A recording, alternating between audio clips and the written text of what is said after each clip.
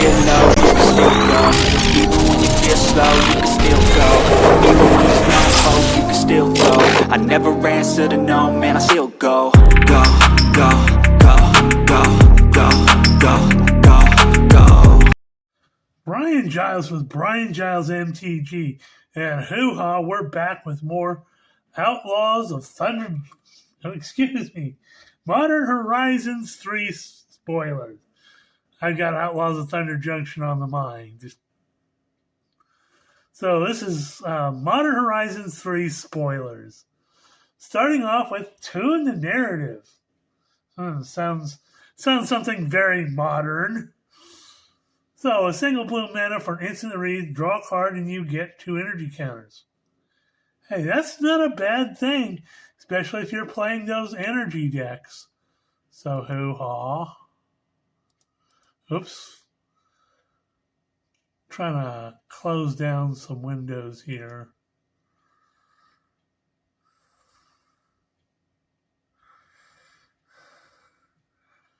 So, next up, we have...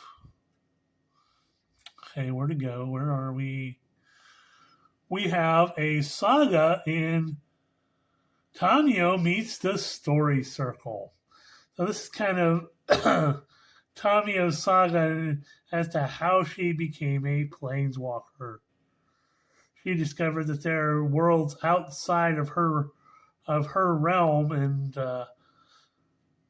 that ignited her planeswalker spark to learn more things and find more stories. So this enchantment saga is a blue and 1 for chapter 1 until your next turn. Whenever a creature attacks you, planeswalker you control, it gets -2/-0 till end of turn. Chapter 2, discard any number of cards and investigate twice for each card discarded this way. In chapter 3, shuffle up to 3 target cards from your graveyard into your library. So it's cool. It's got a good payoff. You get to investigate twice, which means more card draw, which fits in with the next thing, which is also something from the Kamigawa realm. In Kami of Jealous Thirst, a black and 2 for a 1/3 spirit with Death Touch. Pay a black and 4. Each opponent loses 2 life, and you gain 2 life. This ability costs a black and 4 less to activate if you've drawn 3 or more cards this turn. Activate only once each turn. So if you've done a bunch of investigating or drawn a bunch of cards through other means, this is free. So each opponent loses 2 life, and you gain 2 life. You only can activate it once a turn, but hey, it's not bad. And blue-black combos with card draw and stuff, that works really, really well.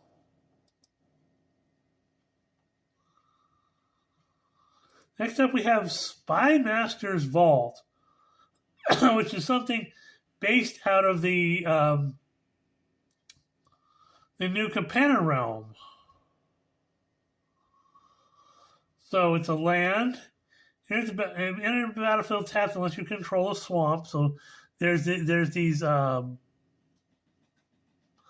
cycle of lands that's unless you control a land of that particular color.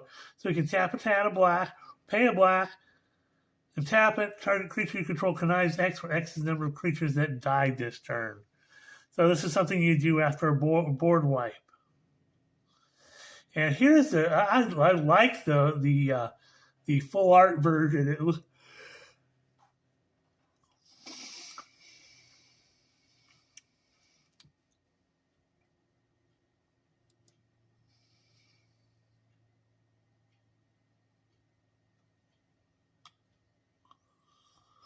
Then we have Marionette's Apprentice. So black and 1 for a 1/2 human artificer with Fabricate 1. You can either put a +1/+1 counter on it or make a 1/1 servo artifact creature token. Whenever another creature or artifact you control is put into a graveyard from the battlefield, each opponent loses a life. Hey, that's always useful.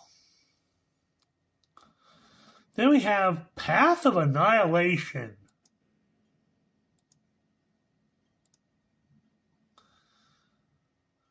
So it's a green and 3 for enchantment with the Void. When it enters the battlefield, create 2/0/1 colorless Eldrazi spawn creature tokens, with sacrifice this creature to add a colorless. Eldrazi you control have tap to add 1 mana of any color. Whenever you cast a creature spell with mana value 7 or greater, you gain 4 life. Okay, so this is definitely something that's going to be slotted into your Eldrazi deck. You get some life gain for casting big creatures, and your Eldrazi are mana fixers.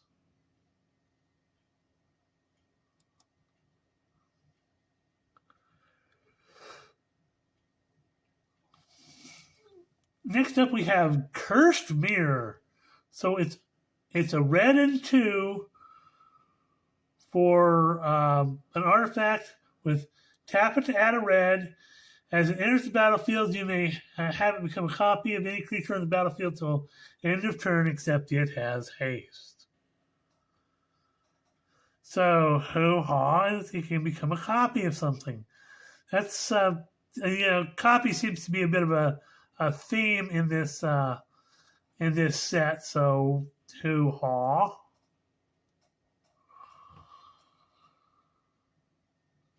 Then we have Roshin, Roaring Prophet.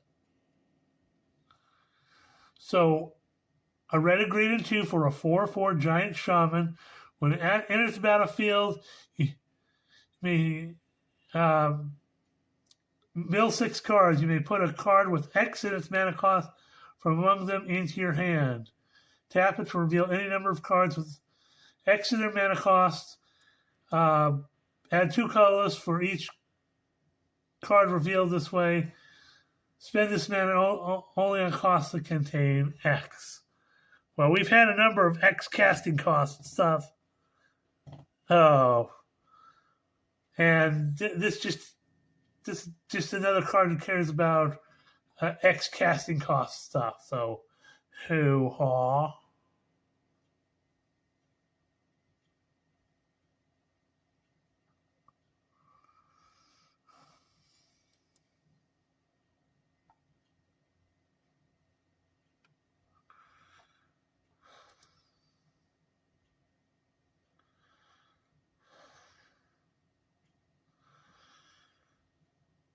So this is Cranial Ram. A black and a red for artifact equipment. It's a living weapon, which means you create a 0/0 Phyrexian germ token and attach it to it. Crypt creature has +X/+1, where X is the number of artifacts you control. And equipped for 2. So this is definitely slotted into an artifact-heavy deck.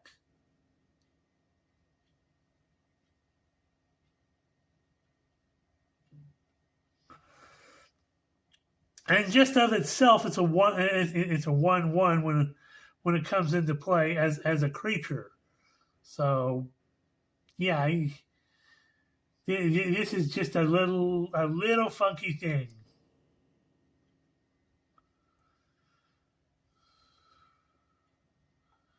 We've already gone over the Warden's Soul Traders. That's just then we have Sink in the Stupor, which is the blue flip land, which is. We might have gone over this before, but we'll go over it again just to. So it's 2 blue and 1 for an instant reads a turn target spell or non-land permanent to an opponent controls to its owner's hand. And on the other side, you have Sporific Springs, which enters the battlefield tapped unless you pay 3 life, and you can tap it for a blue.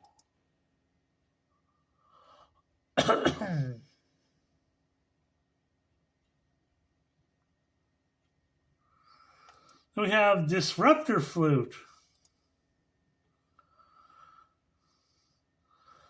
So 2 mana for an artifact that has flash. Then enters the battlefield, choose a card name. Spells with the chosen name cost 3 generic more to cast. Activated abilities of sources with the chosen name can't be activated unless they're mana abilities. So this is kind of a lockdown card. Icky, icky, icky. Then we have Triton Wavebreaker, which is another one of these enchantment creatures. For a single blue mana, you get a 1/1 enchantment creature, Merfolk Wizard, with bestow blue and 1. As long as it's a creature, it has prowess. When it enchants a creature, they get +1/+1 and they have prowess. So this will definitely fit well into your Is It Prowess deck for sure. It's low to the ground. It's got a good thing, and if you bestow it, your creature gets +1/+1 and has prowess.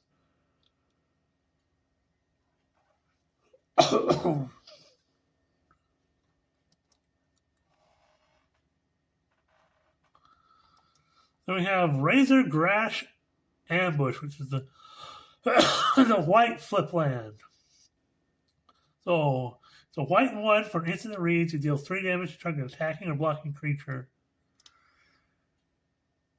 And it on the other side is Razor Grash Field, which enters the battlefield tapped unless you pay the 3 life. And you can tap it for a white.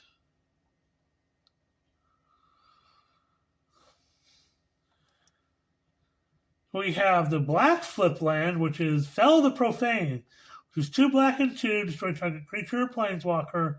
And again, on the back side, you have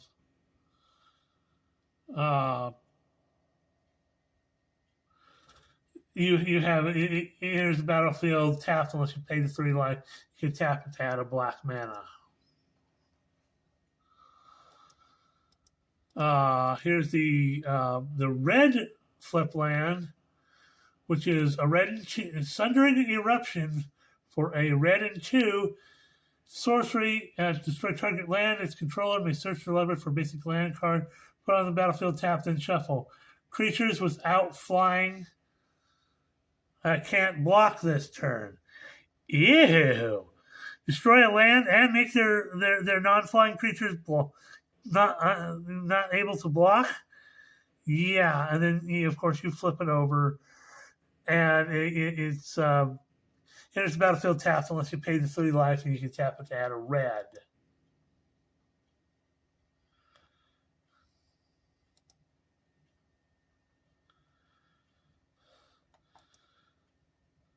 Okay, we have Reckless Pyro Surfer. So red and 1 for a 2/2 human scout with haste. Has landfall. Whenever a land enters the battlefield under your control, Reckless Pyro Surfer gains battle cry until end of turn. Which means whenever this creature attacks, each other attacking creature gets +1/+0 till end of turn for each instance. Each instance of battle cry triggers separately. So if you're doing a lot of this might be an interesting little card to put in your landfall deck.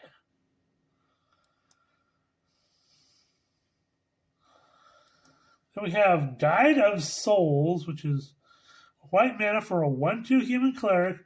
Whenever another creature enters the battlefield under your control, you gain 1 life and get an energy counter. Whenever you attack, you may pay 3 energy and put 2 +1/+1 counters and a flying counter on target attacking creature. It becomes an angel edition. Ooh! So more angel love. Hey-haw. So it becomes an angel in addition to its other types.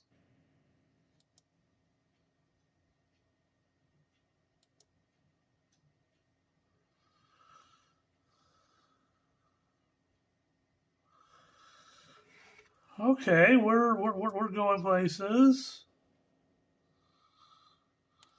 Then we have Temperamental Oozewag, another crazy take on stuff. It's a cross between an ooze and a brushwag, which makes absolutely no effing sense. But they decided, the gloves are off on this set. So it's a green and 3 for a 4/4 ooze brushwag, with adapt 2 for a green and 2. Means if it has no +1/+1 counters on it, you put 2 +1/+1 counters on it. So if you pay the extra, you can have it become a 6/6. Modified creatures you control have trample, which means any creature has equipment, auras you control, and counters are modifications. So he's an interesting card. And then we have another ooze in Expanding Ooze. So a black, a green, and 1 for 3/3 ooze with adapt 1 for a green and a black. Whenever it attacks, you put a +1/+1 counter on target modified creatures you control. So it worked with your brushwag. I'm wondering if we're going to see some more ooze love, because we've got the ever present ooze card recently. Next up, we have Royal Cartographer. So a blue and 1 for a 1/3 Merfolk Rogue with landfall. When land enters battlefield under control, you get an energy. Tap it and pay 6 energy and draw 3 cards. Aha! Aha! There's a plan here.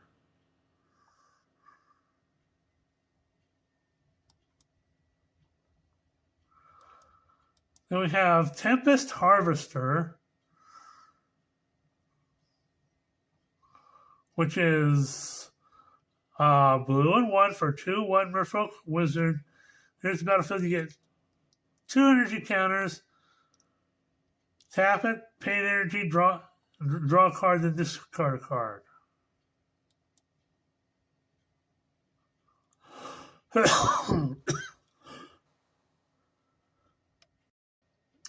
So that would work really well in the draw scenarios that we've been seeing pop up.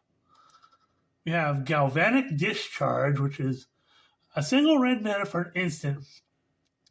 Choose target creature or planeswalker. You get 3 energy counters. Then you pay any amount of energy. Galvanic Discharge deals that much damage to that permanent.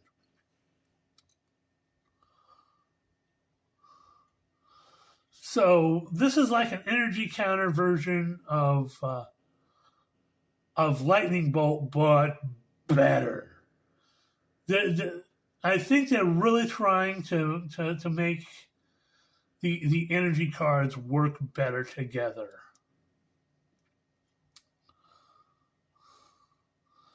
Then we have Shifting Woodland. So this is a green land. This is the green land, unless you control a forest.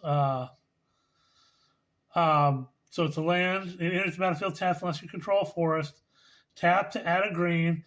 Has Delirium for 2 green and 2. Shifting Woodland becomes a copy of target permanent card in your graveyard until end of turn. Activate only if there are 4 more card types among cards in your graveyard.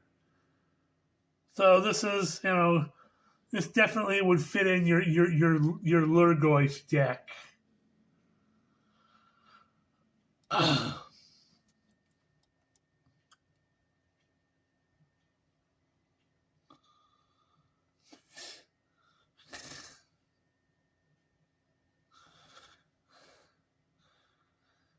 Now, next up is Shriekmobile, but as you can see, this card is listed in the German, and it says Shrekmobile. This is my swamp. And it's a black card, so this is my swamp. The Shrekmobile. This is going to be called forever from now the Shrekmobile. So it's a black and 2 for a 3/3 artifact vehicle with menace. Pay 1 and sacrifice another artifact or another creature and put a +1/+1 counter on Shrekmobile. And you can crew it for 1. This is not a bad little vehicle. I mean, it's got a low crew cost, and, it's got a low cost to, relatively low cost to put +1/+1 counters on it. So I'm not unhappy with this. Hoo-ha. Better than Dermo Taxi.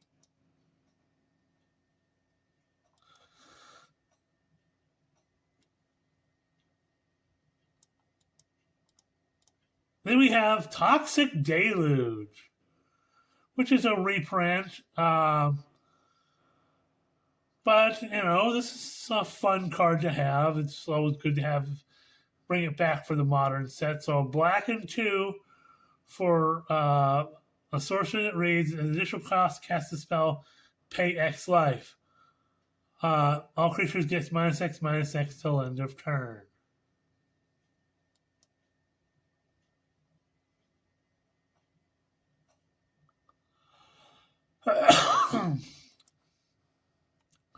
Then we have Estrid's Invocation, and this will be the last one for this video. It's blue and 2 for enchantment that reads, have Estrid's Invocation enter the battlefield as a copy of an enchantment you control, except it has the beginning of your upkeep. You may exile this enchantment. If you do, return to the battlefield under its owner's control.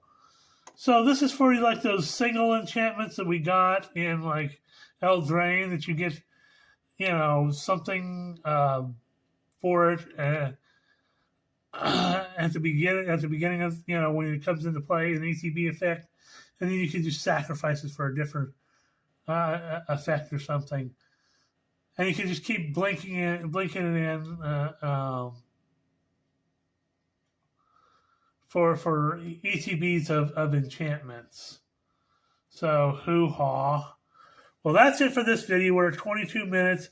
We'll see you on the next video.